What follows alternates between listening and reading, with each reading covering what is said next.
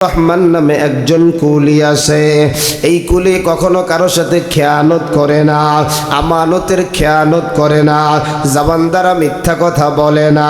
তাকে যেইভাবে যেই জিনিসটা দেওয়া হয় ঠিক ওইভাবে ওই জিনিসটা কুলি পৌঁছায় দেয়। আল্লাহর এমন একজন বান্দা, তার প্রতি সবাই বিশ্বাসী, একজন বিশ্বস্ত কুলি। দেখা গেছে বড় বড় দামি মাল তার কাছে দিয়ে দেয়। এই কুলি একটা খচ্চর ছিল, ওই খচ্চরটা নিয়ে এই শহর থেকে সেই শহরে মাল নিয়ে যায়। আল্লাহর বান্দা কুলি মালগুলা খচ্চরের উপরে উঠাইয়া এবার যাত্রা আরম্ভ করলেন। হঠাৎ কইরা পথিমধ্যে একজন আল্লাহর একজন ব্যক্তি, ওই ব্যক্তিদের চেহারা দেখা গেল বড় ভালো, চতুর্দিক দিয়া খুব ফিটফাট, দামি টামি জামা সুন্দর করে পরা। ওই ব্যক্তি ডাক দিয়া কয়, এ সোয়ারি ভাই, তুমি কই যাও? বলে আমি অমুক বাজারে মাল ডেলিভারি দিতে যাব। এবার ওই ব্যক্তিরা ডাক দিয়া কয়, ভাই আমারও তো ওই বাজারে যাওয়ার দরকার, কিন্তু আমার কাছে কোনো বাহন নাই, হাইটা হাইটা আমি যাইতে পারবো না। তুমি যদি আমারে নিয়ে যাও তাহলে আমি তোমাকে একটা স্বর্ণ মুদ্রা দেব। এবার কুলি বান্দা আল্লাহর বান্দা রাজি হয়ে গেল। তিনি চিন্তা করলেন, ওই ভাইকে যদি আমার খচ্চরে উঠায় নেই তাহলে ভাইয়ের ইকরাম ও হইল, আবার আমি অর্থের কিছু লাভবানও হইলাম। আল্লাহর বান্দা যুবক এবার ওই ব্যক্তির ডাক দিয়ে কয়, ভাই আপনি আমার পিছনে পিছনে বইসা যান। এবার পিছনে বইসা খচ্চরটা খালি শুধু সামনে যায় সামনে যায়। যাইতে যাইতে একটা জায়গায় যাওয়ার পরে দ্বিমুখী রাস্তা, ধরেন একটা রাস্তা গেছে ডানে আর একটা রাস্তা গেছে বামে। এবার ওই কুলির তো পরিচিত রাস্তাটা ডানের, কুলি এবার পরিচিত রাস্তা দিয়ে খচ্চরটা ঢুকানো আরম্ভ করছে। এমন সময় পিছনের ব্যক্তিটা ডাক দিয়া বলে, ভাই এইভাবে আপনি তো বেশি দূর সুন্দর করে যাইতে পারবেন না, কারণ আমরা যেই গন্তব্য যাব এই রাস্তাটা বড় ঘুরলে একটু বেশি পথ, আরেকটা পথ আছে সংক্ষিপ্ত একটা পথ। এবার কুলির মনটা তো বড় সরল, আল্লাহওয়ালারা তো একটু সরল হয়। তাহলে ভাই কোন দিক দিয়ে যাব? বলে বাম পাশের রাস্তা দিয়ে গেলে তাড়াতাড়ি যাইতে পারবো, আবার খচ্চরের জন্য কিছু খাবারেরও ব্যবস্থা, প্রচুর পরিমাণ ঘাস এখানে আছে। আল্লাহর বান্দা কুলি এমন করিয়া ওই ব্যক্তির কথাটাকে বিশ্বাস করিয়া বামের রাস্তা দিয়া যায়। যাইতে যাইতে একটু পরে দেখা গেল এই রাস্তার সামনে আর কোন রাস্তা নাই, বিশাল বিশাল গাছপালা আর বন জঙ্গল। আল্লাহর বান্দা ডানে তাকায় দেখে কঙ্কাল পড়ে আছে, সামনে তাকায় দেখে কঙ্কাল পড়ে আছে। আল্লাহর বান্দা দেখতে দেখতে পিছনের যে ব্যক্তিটা আছে ওই ব্যক্তিটা লাফ দিয়ে খচ্চর থেকে নাইমে গিয়া একটা খঞ্জর নিয়া এবার বলে, ও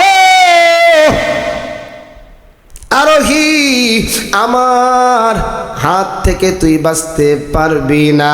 আল্লাহর বান্দা এবার বলে, ভাই আমারে তুমি মাইরো না, কারণ আমার কাছে অনেক মানুষের আমানত আছে, আমি তাদের আমানতটা একটু ফেরায় দিতে চাই।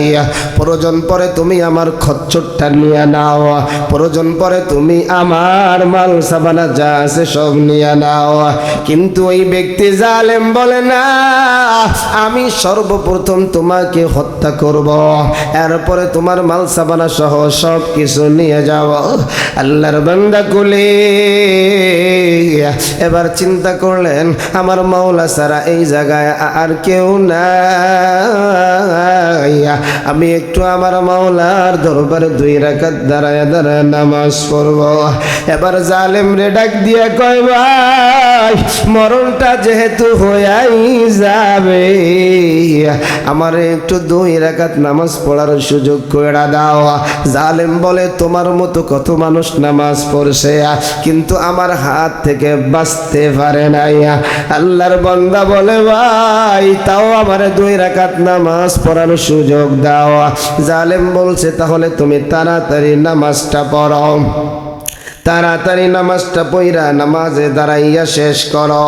ওরে যুবক ভাই আল্লাহর বান্দা নামাজে দাঁড়াইয়া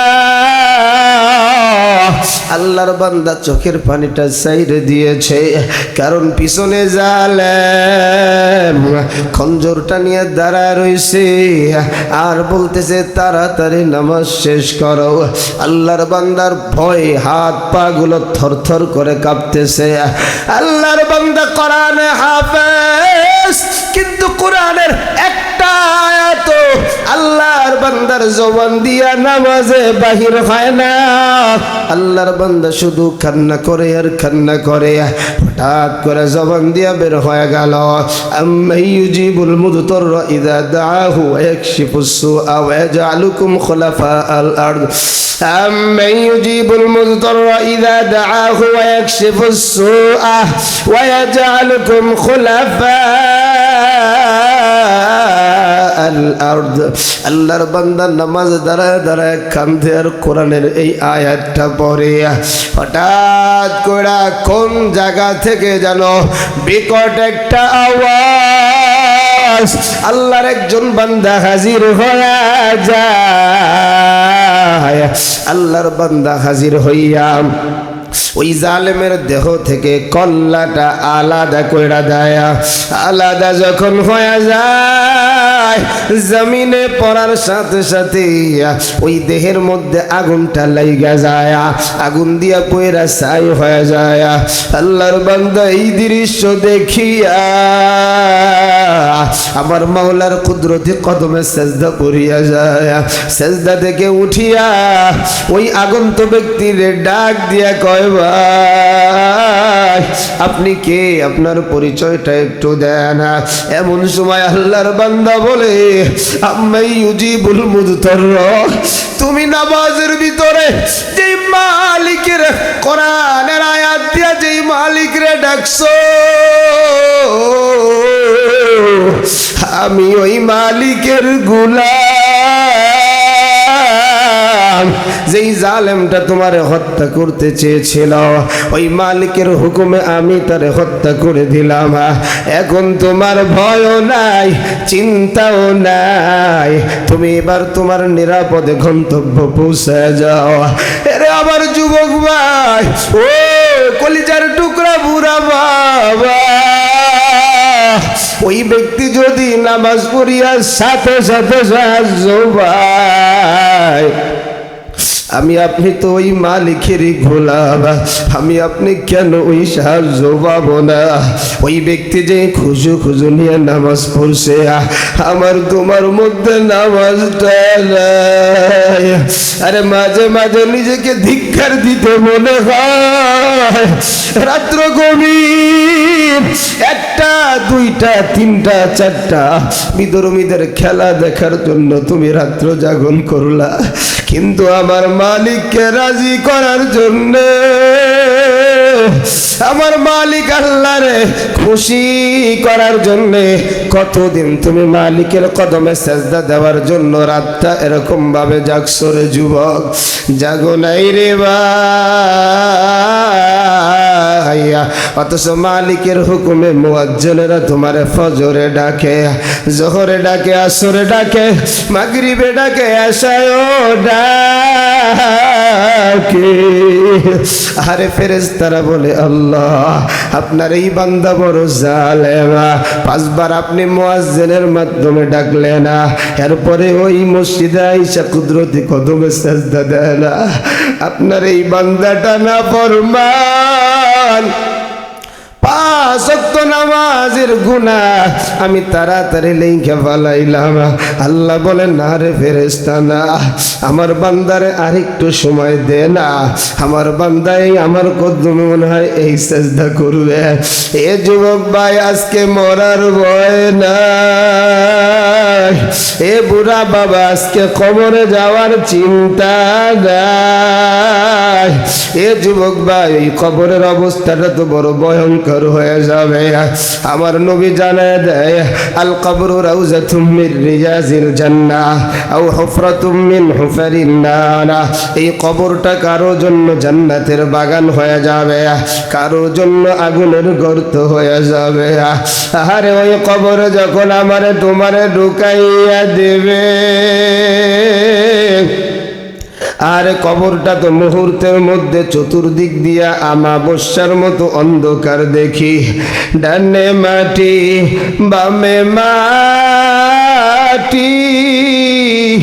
নিচে মাটির বিছানা, উপরেতে চাপা মাটি, বাইগা যাইতে পারবা না। সাথী নাই রে বাতি নাই রে কবরে, একা একা থাকতে হবে ওই কবরে। কোন এক কবি আমার মৌলার ভাষায় বলে, যখন তোমার কেউ ছিল না তখন ছিলাম আমি,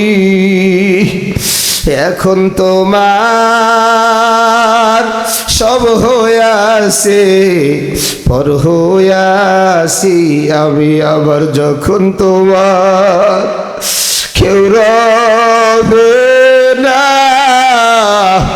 তখন রব আমি। এ যুবক ভাই ওই কবরে আমার ডানে বামে কেউ নাই, যেই মায়ের কথা শুনলে কান্না করিয়ে দেই মা দুনিয়ায় নাই, বাবার কথা শুনলে কান্না করিয়া দেই বাবা দুনিয়ায় নাই। ওই কিয়ামতের ময়দানে মাও আমারে তাড়াইয়া দেবে, বাবাও আমারে তাড়াইয়া দিবে। এই জন্য আপনাদের পায়ে হাত দিয়ে বলি বাবা, নামাজ ছাড়া যাবে না, নামাজ ছাড়া যাবে না। নামাজ যের আমলগুলা অন্য কোনো ইবাদত বন্দিগি দ্বারা পুরা হবে না। এ যুবক ভাই এই জন্য নামাজটা পড়ো, নামাজটা যদি পইরা যাইতে পারো তাহলে আল্লাহ পাক কিন্তু 5টা পুরস্কার দিবে। আর যদি তুমি নামাজ না পড়ো, 5 ওয়াক্ত নামাজ যদি ঠিক মতো না পড়ো, আল্লাহ 14টা শাস্তি দিবে। সব শাস্তিগুলা আমার আল্লাহ কিন্তু প্রস্তুত রাইখা দিছে। এজন্য বাজান পায়ে হাত দিয়া বলি, পেরেশানি আসছে যত পেরেশানি হোক, স্ত্রী কথা শোনে না, ছেলে মেয়ে কথা শোনে না, অর্থের অভাব, নিজে অসুস্থ, জাগা জমির মামলা সমস্যা, নামাজ পইরা মালিককে রাজি কর। আজকে মালিককে রাজি না কইরা যত পথ এবং মতের দিকে দৌড়াও, কোনো লাভ হবে না। হবে নি? বলেন হবে? হবে না। আজ থেকে কারা কারা নামাজ ছাড়বো না আল্লাহরে একটু হাতটা দেখায় দেই না বাজান, এখলাসের নিয়তে। যাদের মধ্যে মুনাফিকি আছে তারা হাত উঠায়েন না, যারা অরিজিনালি আজকে থেকে তওবা কইরা আল্লাহ 5 ওয়াক্ত নামাজ আমি আজ ছাড়তে চাই না, আল্লাহ এ নামাজ না পড়লে কত ভয়ঙ্কর শাস্তি, আল্লাহ যদি সুযোগ করে আগামী জুমায় বলবো, আল্লাহ তুমি তোমার এই সব বান্দা যে যেখান থেকে হাত উঠাইল সকলকে তুমি তোমার সাহাবী আবু বকর যেমন করে নামাজ পড়তেন তেমন নামাজি বানায়া দেন, পড়ি আমিন।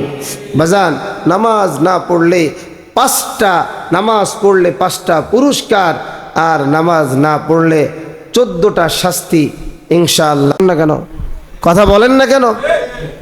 আপনি যাকে ভালোবাসেন সেই তো আপনার প্রভু হবে। তাহলে বোঝা গেল আপনার তো আল্লাহর ভালোবাসা নাই, আপনি আল্লাহর জান্নাতে যাবেন কিভাবে বলেন না? আল্লাহর ওয়াস্তে তওবা করে নাও, তওবার দরজা খোলা আছে।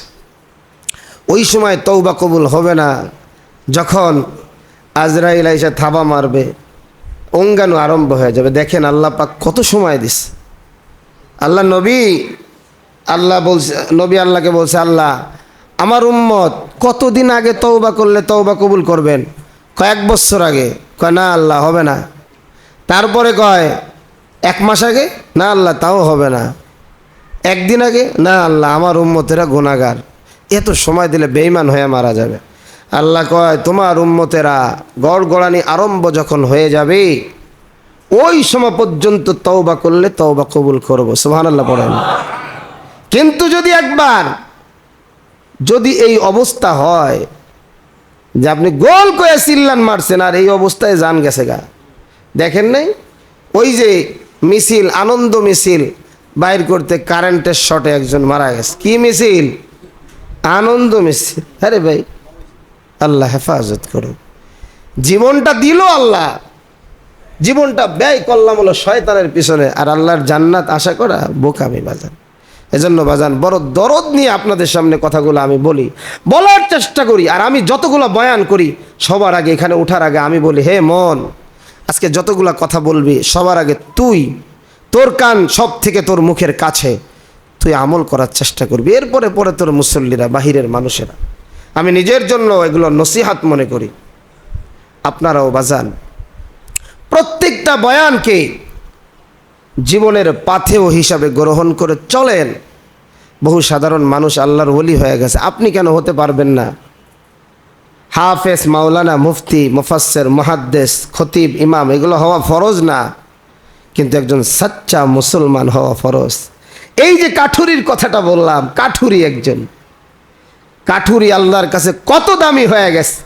কাঠুরি বলতেছে, হুজুর আমি যখন রুকুতে যাই, আমি যখন সেজদায় যাই, যত সময় আল্লাহর পক্ষের জবাব যত সময় আমার কানে না আসে তত সময় আমি জপতে থাকি। আল্লাহু আকবার। আরো জোরে আল্লাহু আকবার। একসাথে জোরে বলেন না আল্লাহু আকবার। তাহলে ভাই এই কাঠুরি হাজার হাজার মানুষ থেকে উত্তম। আল্লাহ তুমি আমার সব মুসল্লিকে কাঠুরের চাইতে বড় আবেদ বানায় দাও। জোরে কন আমিন। আরো জোরে জোরে কন না আমিন।